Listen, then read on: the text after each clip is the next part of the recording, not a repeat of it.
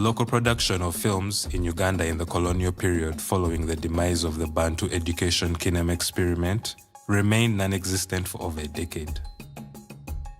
However, Uganda was used as a location of a star-led Hollywood production. The African Queen is a 1951 film starring Hollywood icons Humphrey Bogart and Katharine Hepburn.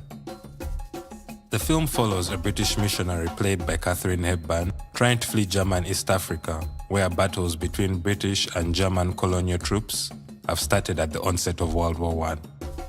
To escape, she enlists the help of a Graf steamboat operator played by Bogart. They attempt to sail down a river and navigate their way out of the battle zone in the face of attacks from German troops and life-threatening environmental challenges. The film was partly shot in Uganda and Congo, with the film crew setting camp in Butiaba in Masindi district. The crew and cast lived in Masindi Hotel, the first hotel in Uganda. Butiaba was used for its strategic placement. The Butiaba port town allowed access by boat to either side of Lake Albert to shoot on location in Congo and in Uganda. The boat rapid scenes were shot around Murchison Falls. The shooting of the film was documented by Katharine Hepburn in her 1987 memoir, The Making of the African Queen, or How I Went to Africa with Bogart, Bacall and Houston and Almost Lost My Mind.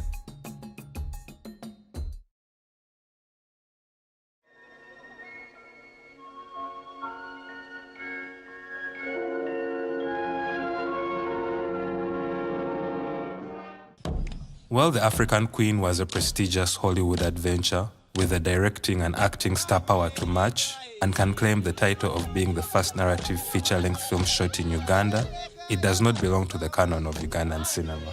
Ugandan cinema starts to take root a few years later with the making of the 1953 film Man of Africa. Although the film was directed by British film director Cyril Franco and produced by British Lion Pictures, the entirety of the cast and the vast majority of the crew were Ugandans.